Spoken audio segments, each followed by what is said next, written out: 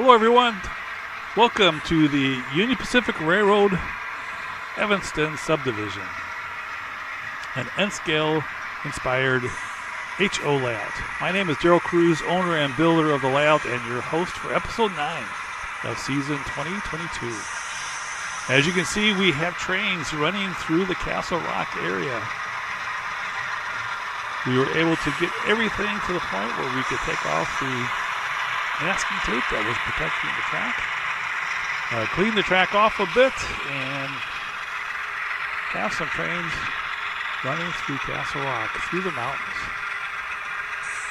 Even though the mountains are white as plaster, as you can see, it still is pretty cool to see them going through the landforms, kind of get a much better idea of how it's going to look eventually. Thanks once again to Mark Bridgewater for lending his time and expertise and advice. He left on Sunday the 27th, and then the next day, the 28th, I began work again, and the first thing I did was to complete all the webbing that we had done while he was here. And I spent most of the day Monday just putting all the different pieces in, making sure every piece was in place and ready to go. Wanted to make sure both the vertical and the horizontal pieces were all in. It was pretty time consuming to do the webbing. I'm not really sure if it's faster or slower than the screen wire. I think there's less need of having forms for the webbing. The cardboard is kind of strong enough to hold itself up, and you can a little bit more flexibility and creating the forms as you go. Screen wire, you have to kind of cut the forms ahead of time because they won't support themselves. The screen wire won't support itself at all, so you have to have a lot more advanced planning. I think time-wise, it's probably about the same for the both, but will definitely continue with the webbing just because it gives you a little bit more flexibility and you can kind of do the forms as you go along. And once I had the webbing done, then the next day I went ahead and put all the plaster cloth on. Each step, as you can see, kind of makes it look a little bit more and more like an actual mountainside and landforms.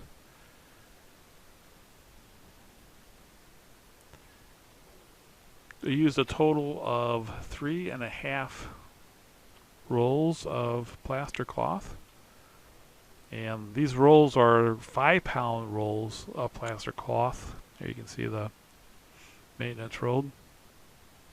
They're 5-pound rolls of plaster cloth, not the smaller ones that you get from Woodland Scenics. So I used 3.5 rolls of 5 pounds. That's 17.5 pounds of plaster on the layout so far. Probably a little bit more with the rock molds. And we're going to we ended up putting 3 bags of 3 25-pound bags of plaster pairs on also. So quite a bit of plaster in this area, as you can see. But I think it turned out pretty good.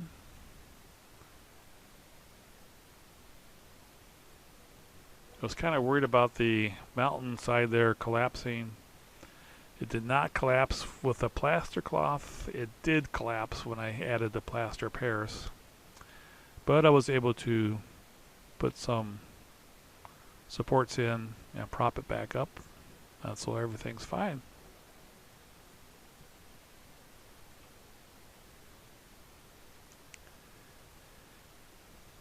I did cover the rocks, the lower part of the rock mold here. If you look at this prototype picture, you can kind of see what I'm shooting for. Mark was a little surprised when I did that, but I will probably add some rocks back in at some point in time. But I definitely want it to be, looking like the picture as much as possible.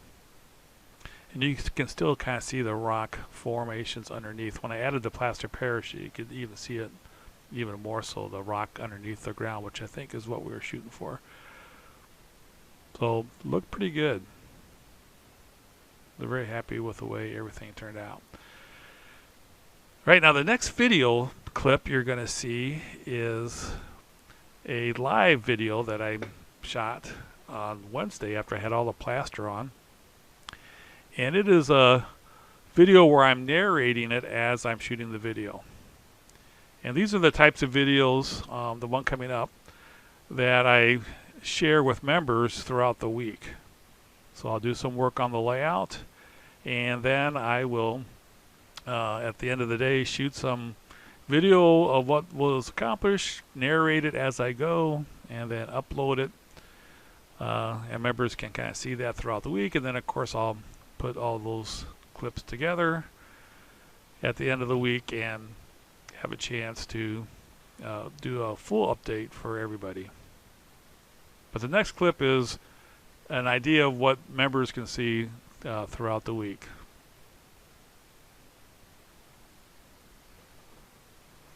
If you want to be a member, just click on the join button, and in the description there's also a link that you can click on to join as a member. We started out slow, but we're gaining more and more members as we go along. I really appreciate everybody who's taken the opportunity to become a member. Alright, we have all the plaster on, finally. It took 3 bags of 25-pound plaster, and it took 3.5 rolls of plaster cloth. Each roll was 5 pounds. So, almost 100 pounds of plaster. About a 90, in the low 90s I think it would be, of plaster on here. This video is being taken at eye level. So this is what I'm looking at as I'm standing here at the side of the layout. Here it's coming out more a little bit lower than eye level.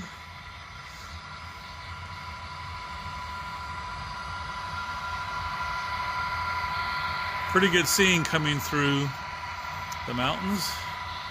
And then as it heads its way towards Curvo.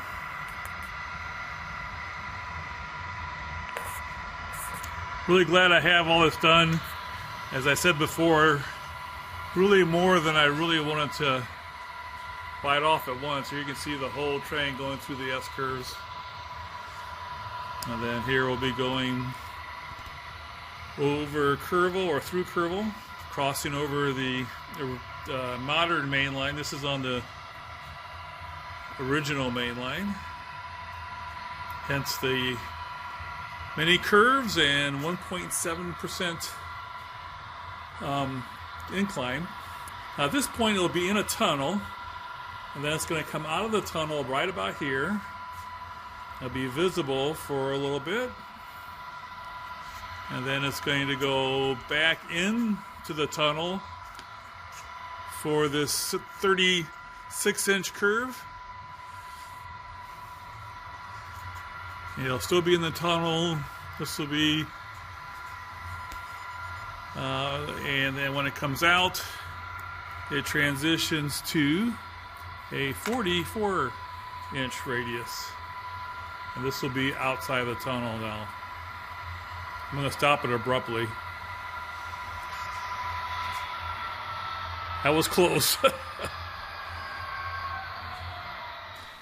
right, now we're shooting some video from the tripod.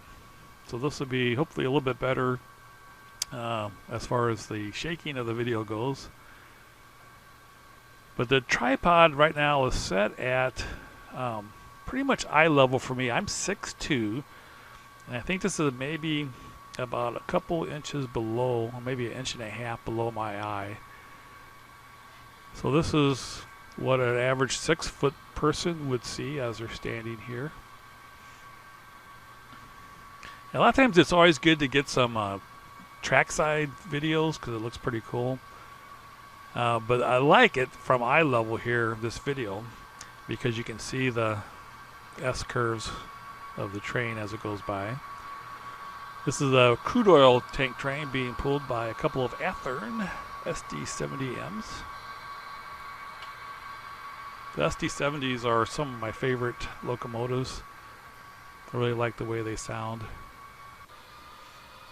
As you can see, it's kind of slowing down, and in the very back you can see the tail end, so the whole train is not on the steeper grade yet, but it's about to be. And as more and more of the train gets on the 1.7% grade, it has more and more time, or it takes more and more effort to pull it up. But it does make it. I was kind of concerned that it wouldn't make it all the way. May have been a little wheel slip there, but I think for the most part it did pretty good. As it goes across Kerrville, then the line from this point on kind of levels off a little bit. And then the other main, the modern main line, then has a 1% grade as it then catches up, and the two are back on the same grade at Wasatch. So here the train just went through a tunnel, and where it is right now will be visible. So it'll be a short tunnel and then a visible area, and then where the train is right now will be a tunnel again. That's a 36-inch radius curve as it goes through there. So that will be hidden. And the radius of the curve it's on right now as it comes out of the tunnel is 44 inches. So on the entire layout, the minimum visible radius is 44 inches here on the original main line, and as it reaches the summit at Wasatch. But there is a 36-inch radius curve inside the tunnel. All right, now we'll see trains coming, coming on the modern main line. And the modern main line curves are much more broad, and the incline is much less here. It's only like 0.25% through Castlerock, and then it increases to 1.14% as it after Kerrville, as it catches up to the original main line. Here goes through the tunnel as it catches up to the original main line and gets back on the same grade at Wasatch. Right, here we are exiting the tunnel and coming towards Kerrville. These are a couple of Athearn SD70 ACEs. Also very fond of these locomotives. And then here it comes through Kerrville. I only have the modern main line done up to this point. I ran out of plywood.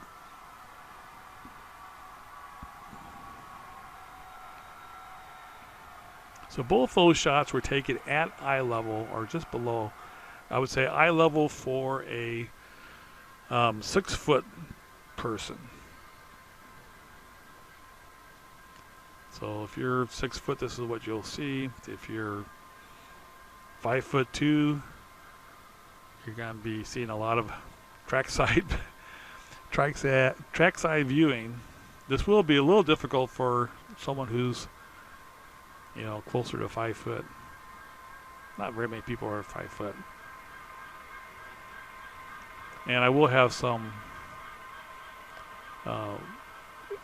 step-up stools that people can use. Now here it's coming, as you notice, I put the locomotives on the other end, and we're coming down the grade now. If you listen, you can kind of hear the dynamic brakes on and the engine's idling as it comes down the hill.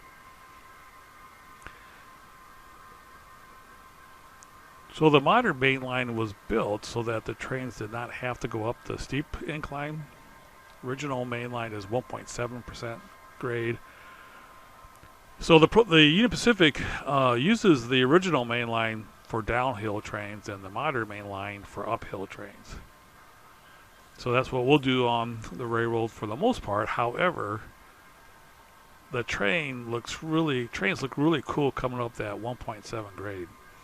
So we'll probably definitely have times when rail maintenance is being done on the modern main line, and we'll have some trains every operating session going up the Wasatch grade on the original main line. But for the most part, and on the prototype, it's left-hand running here with the original main line used for downhill and the modern main line used for uphill.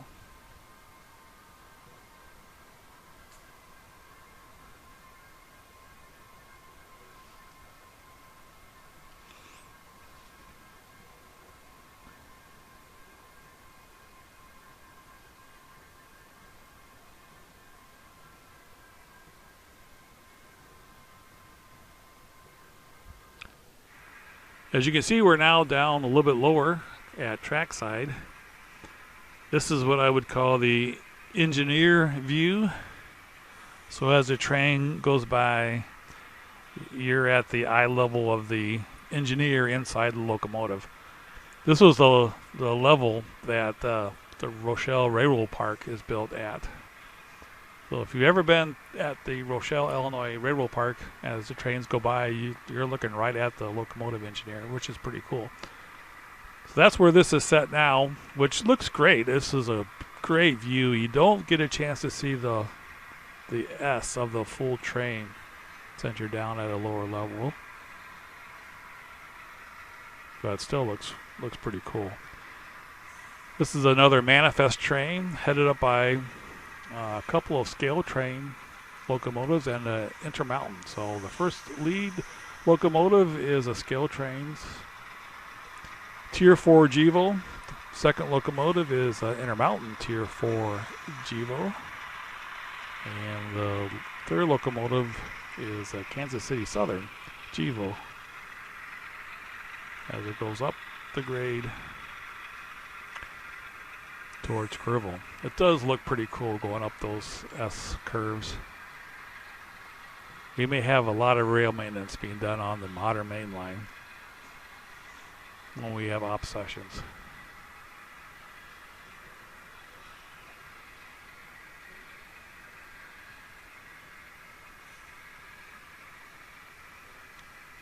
Thank you so much for watching this video. Make sure you like and subscribe and comment. All those things are very much appreciated. Stay tuned. We'll have another video midweek sometime on some new equipment I just received from Lombard Hobbies. So I want to share that with you. But I hope everybody has a great weekend and a great week. Take care, everybody.